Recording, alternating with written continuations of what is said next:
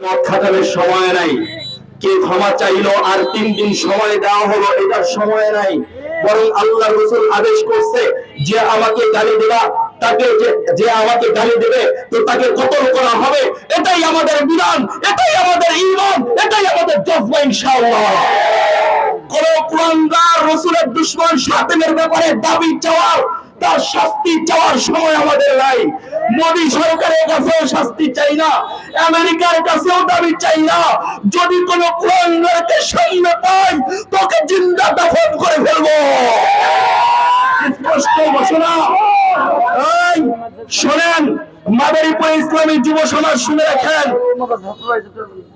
উলামায়ে কেরাম শুনে রাখেন, আমি নিজ দায়িত্বে ফতোয়া দিতেছি, আমি নিজ দায়িত্বে জানিয়ে দিচ্ছি, শুনে রাখেন। আল্লাহ রাসূলের শাতিমকে যেখানে পাওয়া যাবে সেখানেই হত্যা করো, যেখানে পাওয়া যাবে জিন্দা দাফন করে ফেলো। কোন আলেমের কাছে যাওয়ার প্রয়োজন নাই, কোন নেতার কাছে যাওয়ার প্রয়োজন নাই, কোন রাষ্ট্রের কাছে যাওয়ার প্রয়োজন নাই। সাথে সাথে আমি আরো একটা ঘোষণা করে দিচ্ছি আপনাদেরকে, গত 4-5 দিন আগে শুধু ইন্ডিয়া, আমার শরীরে যদি 1 ফোঁটা বিন্দু রক্ত থাকে নবীর ভালোবাসায় সেই রক্তটুকু রাজপথে নেওয়ার জন্য এসেছি।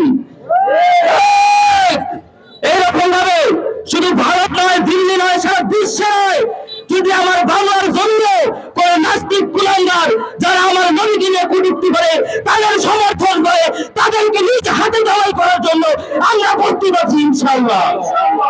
এইরকম ভাবে আমাদের মুরব্বীরা যেখানে রাজপথে আমাদেরকে ডাক দিবেন আমরা সর্বদা প্রস্তুত আছি ইনশাআল্লাহ।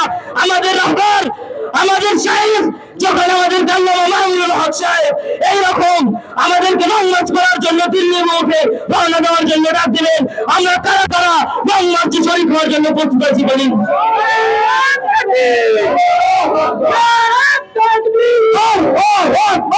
ইসলামের শত্রুরা নবীজির শব্দ মেনে থাকতে পারে নাই।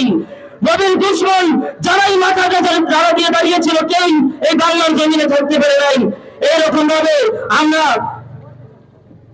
এখন আবেদন জানাই ভারত সরকারকে, যারা এইরকম ভাবে আমার নবীকে নিয়ে কটূক্তি করেছে, আমার নবীর সামনে গোস্তাখি করেছে, তাদেরকে অতি দ্রুত আইনের আওতায় আনা হোক, সমক্ষে জনসভা করে তাদেরকে ক্ষমা চাওয়া হোক। তাই না হয় শুধু ভারত আর দিল্লি নয়, বাংলার মুসলমানরাও ঘরে বসে থাকবে না ইনশাআল্লাহ। তুই আরো বড় বেঈমান, তোর কাছে বিচার চেয়ে কোনো লাভ নাই। কিন্তু শুনে রাখ কসাই, অতি সত্তর মাহাদির কাফেলা হিন্দুস্তান আসতেছে ইনশাআল্লাহ। এমন ভাবে পালাবি, পালানোর সময় দুটি খুলে পাবি না ইনশাআল্লাহ। যে আমরা যে সময় মাঠে পড়েছিল এই সময় ওদের মন্দির পাহারার জন্য ছাত্ররা ছিল মাঠে, এই মুসলমান জাতি ছিল তাদের মন্দির পাহারার জন্য। আর তারা আজকে কি করলো, আমাদের সকলের প্রিয় নবী হযরত মুহাম্মদ সাল্লাল্লাহু আলাইহি সাল্লামকে নিয়ে কটূক্তি করলো।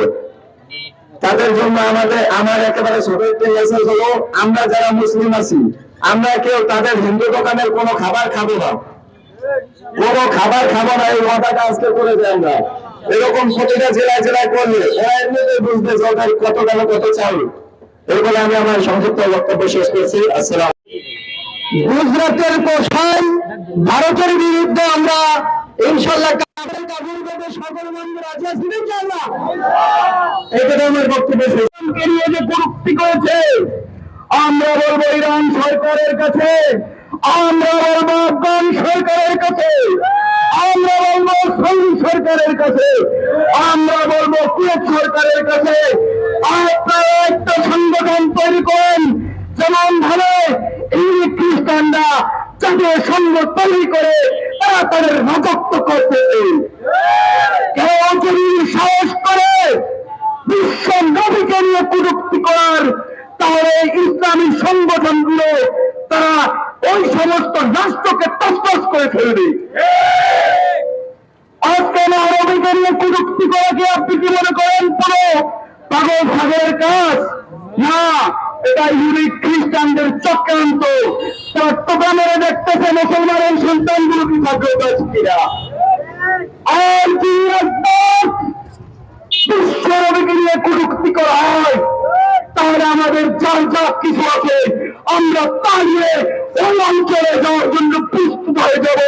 প্রয়োজনে নিজের বুকে তাজা রক্ত ঠেলে দিয়ে আসবো, সঙ্গী বক্তব্য লাভ করে আসবো।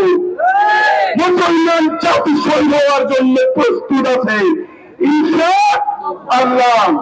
এই বলে আমি আমার বক্তব্য